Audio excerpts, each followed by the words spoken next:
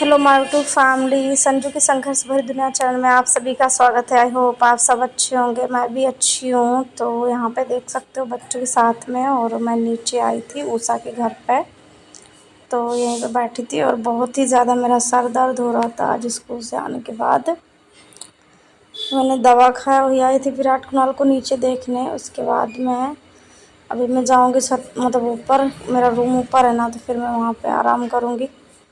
और इन लोग को यही मैं बताया थी कि तुम लोग लड़ाई मत करो, यहाँ पे खेलो, क्योंकि बहुत, और अगर हमें देख लेते हैं ना तो ये लोग कुछ ज़्यादा ही मतलब परेशान करते हैं, बहुत ज़्यादा।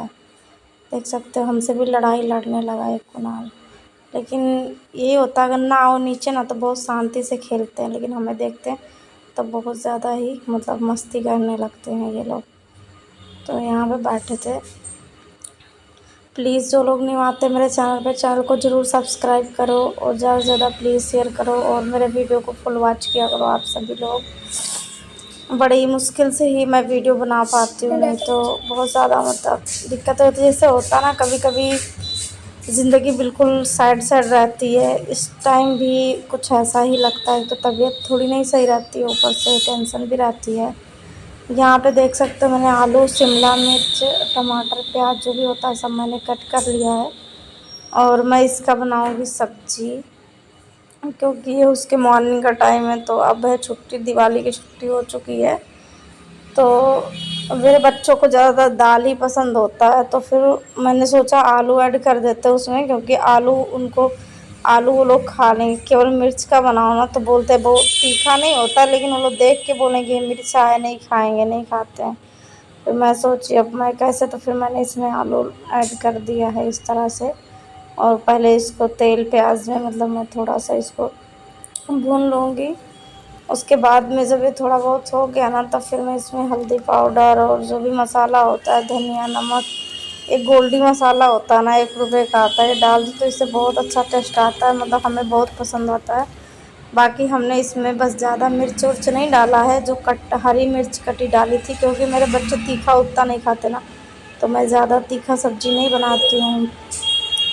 बस इसमें आलू ऐड कर दिए हैं तो यहाँ पे, और समझो करीब बज रहे हैं 10:30-11।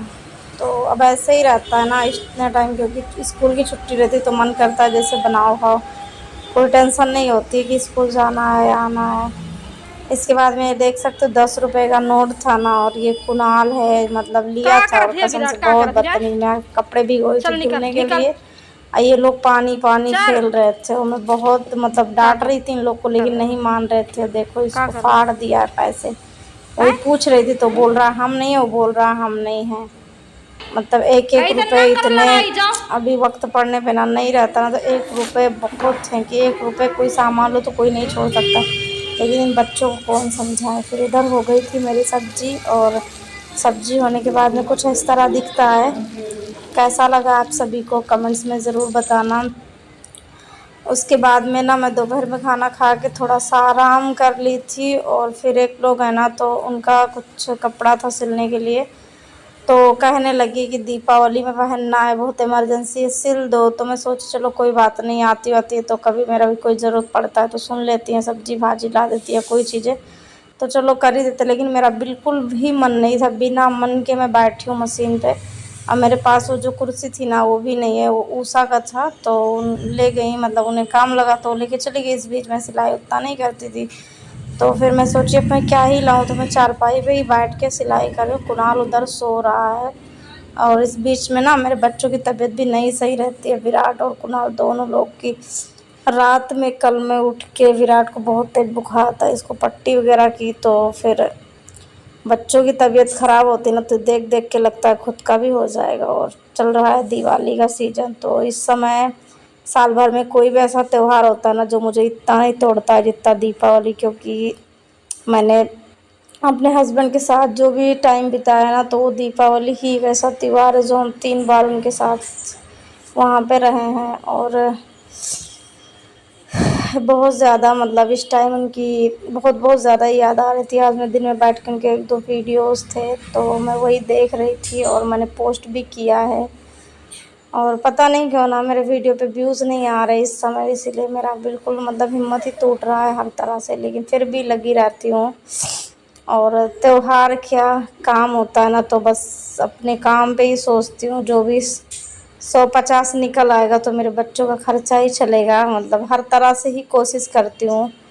क्या करें, लोगों जैसी मेरी किस्मत नहीं है ना, बाकी लड़कियों या बाकी औरतों जैसी, कि बस पता नहीं क्या मेरी किस्मत में थोड़ा अलग लिखा, लेकिन लोगों को फिर भी नहीं समझ पाए इस मेहनत को। अगर यही मेहनत आपके पति हैं और आपकी माँ हैं, जब आपका बना रहता तो आप मेहनत करोगे ना, तो लोगों को आपका मेहनत दिखता है। लेकिन जब नहीं, आपका दुनिया उजड़ जाता ना, उस टाइम पे आप मेहनत भी करोगे ना, तो लोग आपकी मेहनत को ही घमंड घोषित कर देते हैं। उस टाइम वो मेहनत मेहनत नहीं रहती है उसको। फ्रेंड, तो शाम का टाइम हो चुका है और मेरी सिलाई भी हो गई।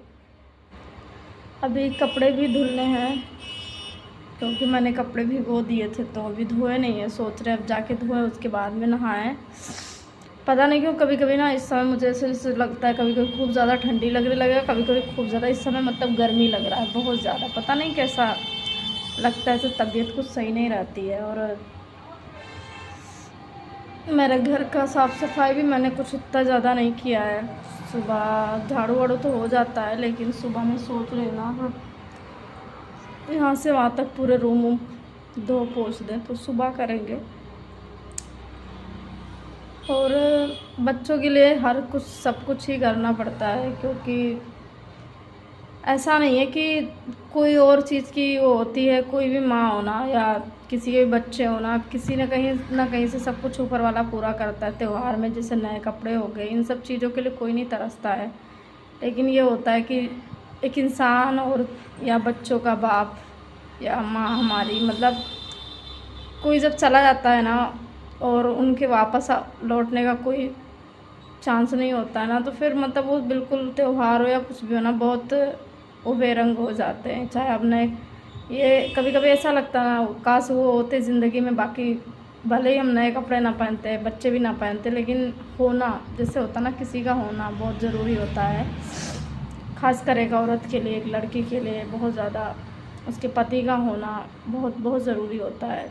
क्योंकि उनके जाने के बाद भी आप कितना मेहनत करोगे, कितना भी करोगे, कितना भी क्या, लेकिन आपकी वो इज़्ज़त कोई नहीं करेगा, कोई नहीं करेगा।